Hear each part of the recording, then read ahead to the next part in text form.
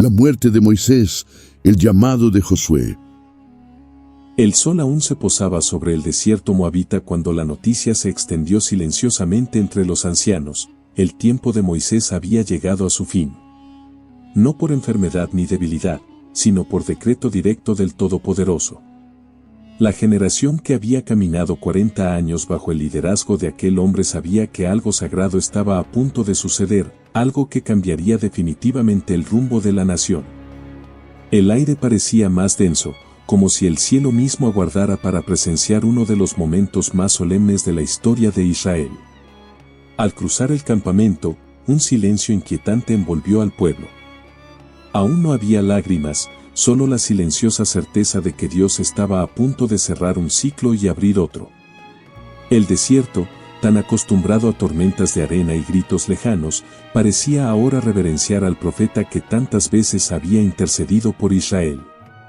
Y en esa atmósfera de reverencia divina, Moisés caminó hacia el monte Nebo, donde contemplaría su visión final de la promesa que había guiado su vida. En lo alto del monte Nebo, Moisés contempló la inmensidad de la tierra que Dios había prometido a Abraham, Isaac y Jacob.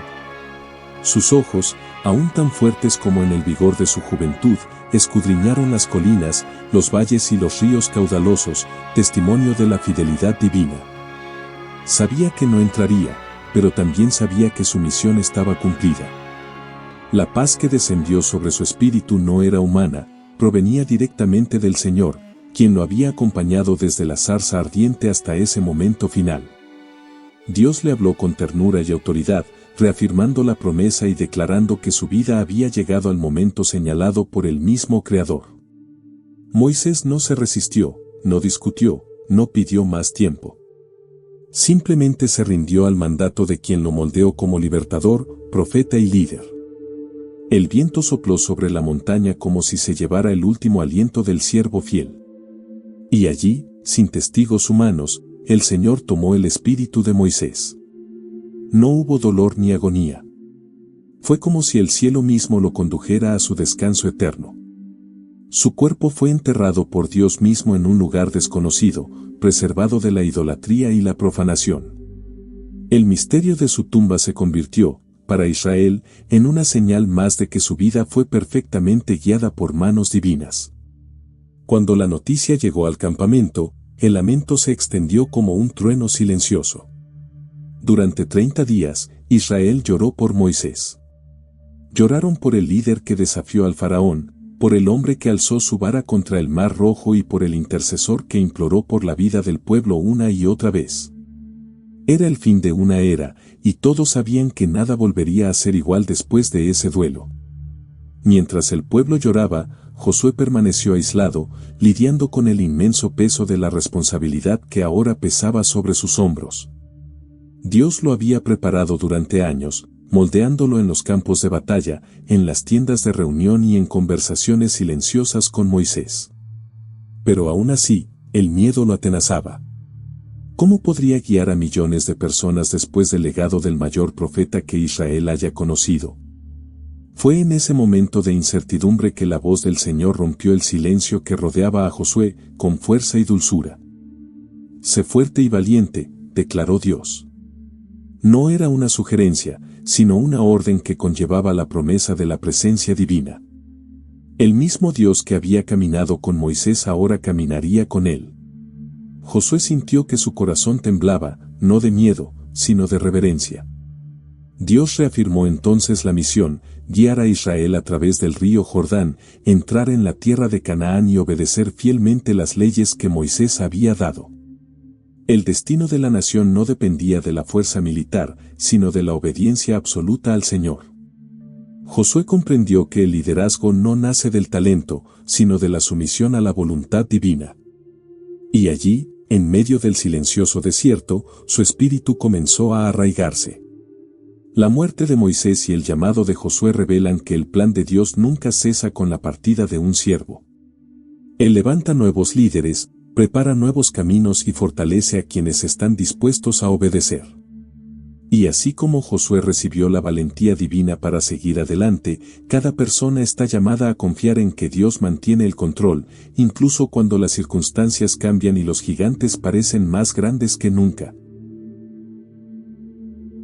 El duelo por Moisés aún resonaba entre las tiendas cuando Josué fue llamado al centro del campamento. El pueblo lo observaba con silenciosa expectación, buscando en él la misma seguridad que una vez hallaron en Moisés. Pero en el corazón de Josué, su corazón oscilaba entre la valentía y la inquietud. Sabía que Dios lo había elegido, pero también sabía que el viaje que le aguardaba exigiría una fuerza que no poseía por sí solo. Al caer la tarde, Josué caminó hasta el límite del campamento, donde el desierto se extendía como un mar infinito. Se arrodilló sobre la arena caliente, buscando claridad. El recuerdo de Nebo, de donde Moisés había partido, se cernía ante sus ojos como una advertencia y una invitación. Sé fuerte y valiente, resonaba en su mente, pero el peso de la responsabilidad parecía insoportable. Mientras oraba, el viento arreció de repente, como si llevara una presencia invisible. Josué alzó la vista y sintió el mismo temblor espiritual que había experimentado en la tienda de Moisés cuando la gloria del Señor descendió como una nube. Dios no estaba lejos. Permanecía allí, guiando cada paso, abriendo caminos donde antes solo había polvo e imposibilidades. Más tarde esa noche, los ancianos se acercaron a Josué. Lo observaron en silencio, evaluando su postura, su semblante, su determinación. Josué comprendió que este momento no era solo espiritual, sino también humano. El pueblo necesitaba confiar en su nuevo líder, y esa confianza nacería de sus acciones. Respiró hondo, se puso de pie y declaró que el viaje a la tierra prometida estaba a punto de comenzar. El anuncio se extendió rápidamente por el campamento, provocando emoción y temor a partes iguales. Cruzar el Jordán no sería sencillo. Esas aguas formaban una barrera real y simbólica que marcaba el límite entre el desierto conocido y la tierra desconocida. Muchos recordaban las historias de gigantes, murallas y guerras que les aguardaban. Pero, sobre todo, recordaban que Dios había prometido estar con Josué como lo había estado con Moisés.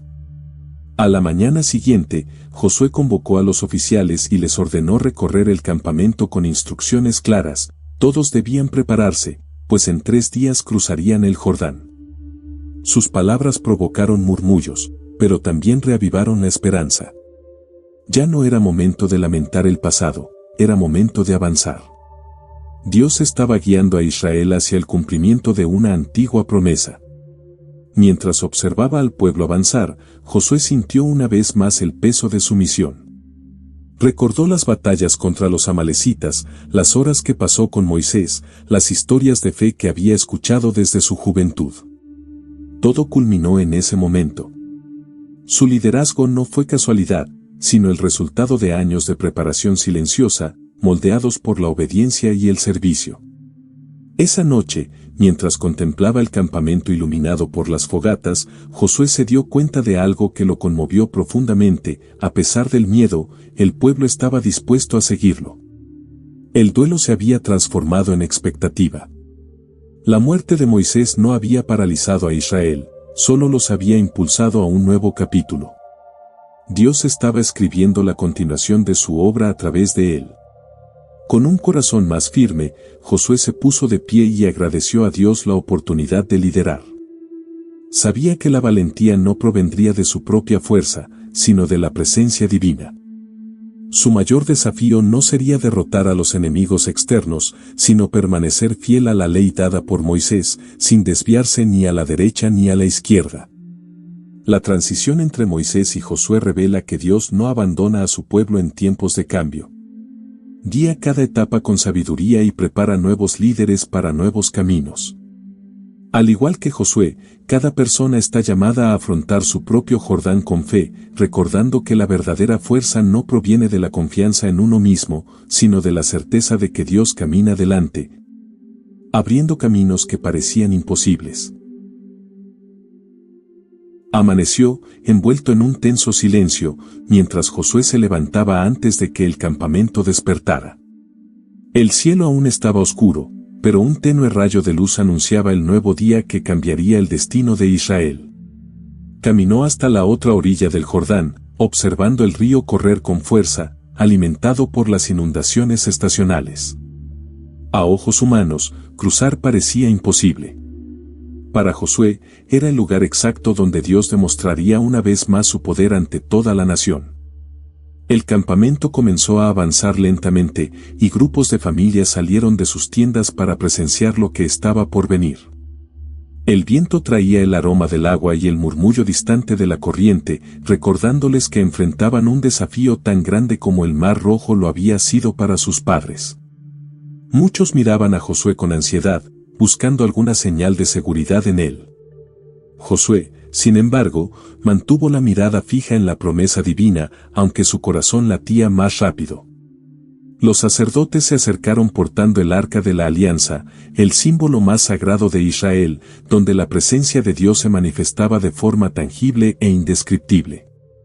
Josué los recibió con reverencia, sintiendo el peso espiritual de ese momento. Sabía que el mandato de Dios era claro: los sacerdotes debían entrar primero en el río, incluso si las aguas corrían con fuerza. Era un acto que exigía una fe extrema, por lo que Josué pidió a Dios que fortaleciera el corazón de cada uno de ellos. Cuando Josué se volvió hacia el pueblo, su rostro ya no reflejaba inseguridad. Anunció con voz firme que Dios volvería a mostrar su grandeza. El murmullo que recorrió la multitud era una mezcla de asombro y esperanza. Muchos recordaban las historias de sus padres sobre el mar que se abrió ante Moisés. Ahora, ellos mismos presenciarían algo similar. Era como si el pasado sagrado regresara para guiarlos hacia la promesa final. Los sacerdotes avanzaron lentamente hacia la orilla del Jordán. El peso del arca sobre sus hombros no era nada comparado con el peso espiritual de saber que llevaban la presencia misma de Dios. Cuando sus pies tocaron las primeras olas, una sacudida recorrió a la multitud. Nada ocurrió al principio, y por un instante el silencio se volvió sofocante. Pero Josué se mantuvo firme, recordando las palabras que Dios le había dicho: «Yo estaré contigo». Entonces comenzó el milagro. Las aguas del Jordán comenzaron a retroceder como si una mano invisible las detuviera. La corriente, que antes parecía indomable, se detuvo río arriba, formando un muro a lo lejos, mientras que el lecho del río se secaba. La gente observaba con incredulidad, muchos se tapaban la boca con las manos, otros se arrodillaban sobre la arena húmeda.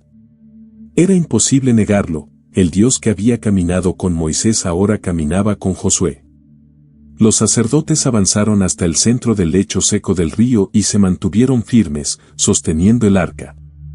El pueblo comenzó a cruzar, primero con pasos vacilantes, luego con creciente confianza.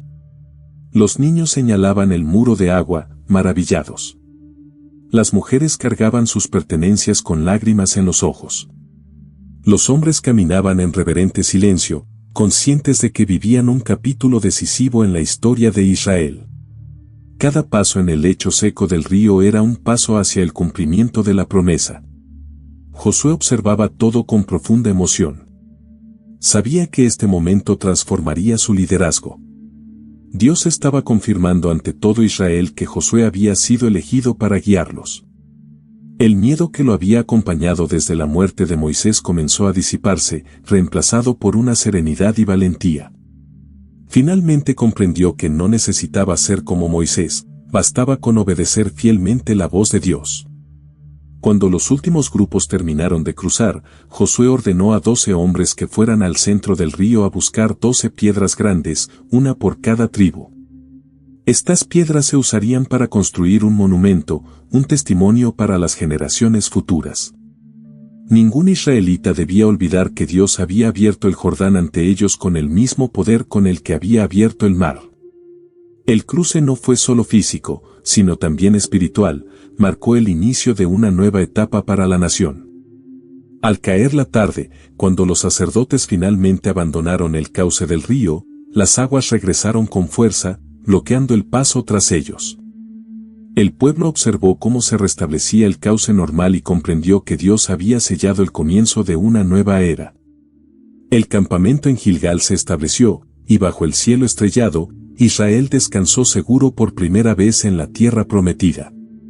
Josué sabía que aún se avecinaban mayores desafíos, pero en ese momento sintió una certeza inquebrantable: Dios estaba con ellos, y nada podría impedir el cumplimiento de la promesa.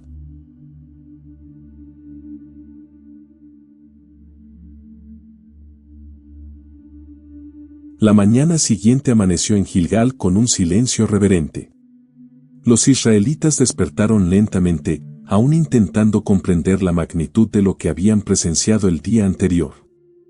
El aroma a tierra húmeda se mezclaba con el de las fogatas encendidas, mientras las familias susurraban sobre la travesía.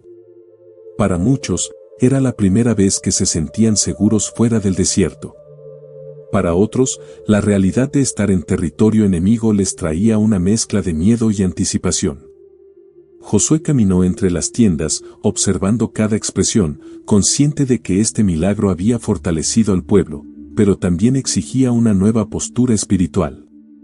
Las 12 piedras tomadas del río Jordán se habían erigido en el centro del campamento, formando un imponente monumento. Hombres, mujeres y niños se paraban ante ellas como si contemplaran algo vivo. Eran más que piedras, eran testigos silenciosos del poder de Dios, erigidos para asegurar que ninguna generación futura olvidara la fidelidad divina. Josué veía este monumento como un símbolo no solo del pasado, sino también del futuro, recordándole constantemente que todo avance dependía de la obediencia constante del pueblo. Mientras Israel se asentaba en Gilgal, comenzaron a circular rumores entre los pueblos cananeos. La noticia del cruce se extendió rápidamente, como humo arrastrado por el viento. Naciones que antes se enorgullecían de sus murallas, sus ejércitos y sus dioses ahora temblaban ante el Dios de Israel. Muchos temían que lo ocurrido en Egipto estuviera a punto de repetirse en Canaán. La fe de Israel creció, mientras el miedo se apoderaba de sus enemigos. Josué, sin embargo, sabía que los milagros no reemplazaban la preparación. Aunque el río Jordán se había dividido, la conquista de Canaán requeriría estrategia, unidad y sumisión total a Dios. Por lo tanto, convocó a los líderes tribales y enfatizó que ningún progreso sería posible sin una santificación constante. La victoria no vendría de lanzas y espadas, sino de la fidelidad al Señor. Y los líderes comprendieron que la responsabilidad espiritual de la nación era tan grande como su responsabilidad militar. El primer paso de la preparación fue un acto que evocaba a Abraham, la renovación de la circuncisión. La generación nacida en el desierto aún no había recibido esta señal de la alianza. Obedeciendo el mandato divino, Josué decretó que todos los hombres debían ser circuncidados. Fue un momento doloroso y arriesgado, pues Israel sería vulnerable durante unos días. Pero también fue un gesto poderoso, que demostró al Señor que el pueblo estaba dispuesto a confiar plenamente en su protección, incluso cuando esto requería riesgo y vulnerabilidad. Durante los días de recuperación, un profundo silencio llenó el campamento. Nadie entrenaba, nadie marchaba, todos esperaban, reflexionando sobre el pacto que los unía a Dios desde tiempos antiguos. Josué caminaba entre las tiendas, recordando las historias que Moisés había contado sobre el pacto hecho con Abraham. Ahora, tenía la misión de guiar al pueblo no solo a la tierra, sino también de restaurar la identidad espiritual de Israel. Era como si Dios estuviera moldeando el corazón de la nación antes de moldear su conquista. Cuando los hombres se recuperaron, una atmósfera diferente envolvió Gilgal. El pueblo parecía más unido, más consciente de su propósito. Fue entonces cuando Dios ordenó que la Pascua se celebrara allí, en la tierra prometida, por primera vez. Las familias prepararon el cordero y el pan sin levadura, y esa noche, bajo el cielo estrellado, Israel recordó su liberación de Egipto. Para muchos, fue como si dos historias se encontraran, el éxodo de la esclavitud y la entrada en la promesa finalmente se conectaran. A la mañana siguiente de la celebración, ocurrió algo sorprendente. El maná, que había sustentado a Israel durante 40 años, dejó de caer del cielo. El pueblo comprendió que esta señal era definitiva, la etapa del desierto había terminado. Ahora, comerían los frutos de Canaán, trabajarían su propia tierra y confiarían en Dios de una manera nueva. Muchos se conmovieron hasta las lágrimas al probar por primera vez la cosecha de la tierra que sus antepasados habían soñado durante generaciones.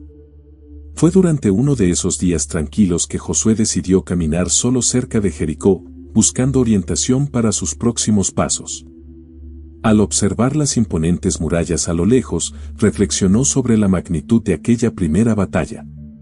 Jericó no era solo una ciudad fortificada, era la puerta de entrada a toda la tierra prometida. Derrotarla significaba abrir el camino a todas las demás conquistas. Josué clamó en silencio pidiendo guía, pidiéndole a Dios que le mostrara cómo vencer a un enemigo que parecía inalcanzable. Entonces, al levantar la vista, Josué vio a un hombre de pie, con una espada desenvainada en la mano. Su postura era firme y su presencia irradiaba autoridad divina. Josué se acercó con reverencia y le preguntó quién era. La respuesta resonó como un trueno en su alma: soy el comandante del ejército del Señor.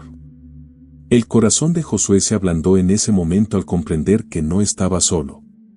La batalla no estaría guiada únicamente por su estrategia, sino por la dirección de Dios mismo, quien marcharía al frente de Israel.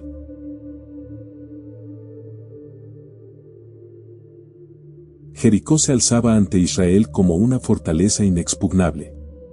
Sus altos y gruesos muros parecían desafiar cualquier intento de invasión. Desde lo alto, los cananeos observaban el campamento israelita con creciente temor. El cruce del Jordán ya los había conmocionado, pero la noticia de que el Dios de los hebreos marchaba con ellos derritió el corazón de los guerreros de Jericó. Aún así, sus puertas permanecían cerradas, sus guardias alerta, y cada ciudadano se preparaba lo mejor posible para la inevitable confrontación. Pero lo que Jericó no sabía era que la victoria no llegaría por medios humanos, sino mediante una orden divina que cambiaría para siempre la historia de la tierra prometida. Josué regresó a Gilgal tras su encuentro con el comandante del ejército del Señor. Su rostro reflejaba una mezcla de reverencia y firmeza. Ya no cabía duda. Dios no solo estaba con Israel, lideraba la batalla. Los ancianos se reunieron alrededor de Josué, esperando instrucciones sobre cómo atacar Jericó. Sin embargo, las palabras que oyeron carecían de sentido militar. Marchar alrededor de la ciudad sin atacar durante 7 días consecutivos les pareció a muchos un acto sin sentido. Sin embargo, todos sabían que cuando Dios mandaba, la obediencia debía anteponerse a cualquier lógica. A la mañana siguiente, la orden se cumplió. Los sacerdotes al frente llevaban el arca del pacto, seguidos por los levitas que tocaban trompetas de cuerno de carnero. Tras ellos, el ejército marchaba en absoluto silencio. El polvo que levantaban sus pies dejaba una ligera estela en el aire, mientras los habitantes de Jericó observaban desconcertados. Israel rodeó la ciudad solo una vez y luego regresó al campamento sin disparar una sola flecha. Para el enemigo, parecía una estrategia confusa. Para Israel, era una prueba de fe diaria, repetida sin cuestionarla.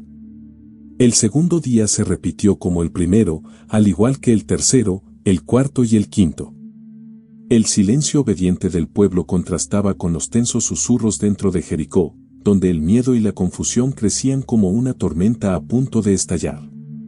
Con cada giro, Israel recordaba que la victoria no provendría de la fuerza de los guerreros, sino de la fidelidad de Dios a su palabra. Josué observó la disciplina del pueblo y vio en ella el resultado de años de preparación en el desierto. Israel ya no era una multitud sin rumbo, ahora era una nación unida bajo un propósito divino. Al sexto día, la tensión alcanzó su punto álgido. Muchos israelitas sentían el peso de la espera, pero a la vez la profunda certeza de que estaban a punto de presenciar algo extraordinario. El sonido de las trompetas resonaba entre los muros, resonando en el alma del pueblo y recordándoles que Dios ya había demostrado su poder innumerables veces. Solo necesitaban perseverar. Josué caminaba entre las filas, transmitiendo confianza con su mirada firme, como si ya hubiera visto el milagro antes de que ocurriera. Al comenzar el séptimo día, el campamento despertó con una sagrada sensación de urgencia. Antes del amanecer, el pueblo se formó ante las murallas. Esta vez, el orden fue diferente, no darían una vuelta, sino 7. Con cada vuelta, las trompetas resonaban con mayor intensidad y los corazones latían con más fuerza. Los aterrorizados habitantes de Jericó se retiraron a la ciudad, incapaces de comprender lo que estaba a punto de suceder. La presencia divina parecía llenar el aire, convirtiendo cada paso en una declaración de fe. En la séptima vuelta, Josué levantó la mano, dando la señal que el pueblo esperaba. Un silencio absoluto invadió el campo por un breve instante, como si el tiempo se hubiera detenido. Entonces Josué ordenó a todos que gritaran. El clamor que surgió no era meramente humano, era como el rugido de una nación entera que depositaba su confianza en el Altísimo. En ese preciso instante, un profundo estruendo resonó en la tierra. Los muros de Jericó temblaron, se agrietaron y se estremecieron como si una fuerza invisible los empujara desde adentro hacia afuera. Y ante todo Israel, los impenetrables muros se derrumbaron por completo. Se alzaron densas nubes de polvo, acompañadas de gritos de asombro y lágrimas de emoción. Los guerreros avanzaron como Dios les había ordenado, tomando la ciudad que antes parecía invencible. En medio del caos, Josué recordó a Rahab, la mujer que temía al Señor. Ella y su familia fueron protegidos según la promesa del pueblo. Su casa, marcada por el cordón escarlata, permaneció intacta mientras todo lo demás se derrumbaba. Era un testimonio vivo de la misericordia de Dios, incluso en medio del juicio. Con Jericó derrotada, el pueblo vio ante sí el verdadero comienzo de la conquista de la tierra prometida. Ya no cabía duda de que Dios dirigía el ejército. Josué alzó la vista al cielo y reconoció que esta victoria no le pertenecía a él, ni a las lanzas, ni a las estrategias humanas. Era el cumplimiento exacto de lo que Dios le había prometido a Moisés y le había reafirmado. La fe había vencido lo que parecía indestructible, e Israel avanzaba ahora para vivir plenamente las promesas hechas a sus padres. Al terminar el día y ver la ciudad en ruinas, Josué reunió al pueblo y les habló de la importancia de no olvidar jamás lo que Dios había hecho. La caída de Jericó no fue solo una victoria militar, sino un recordatorio eterno de que ningún muro es demasiado alto cuando el Señor está al frente. En ese silencioso crepúsculo, Israel finalmente comprendió que no caminaban solos. Dios no solo había prometido estar con ellos, lo había demostrado innegablemente. Y así, la primera gran conquista de Canaán se convirtió en un símbolo eterno de la fidelidad, el poder y la justicia de Dios.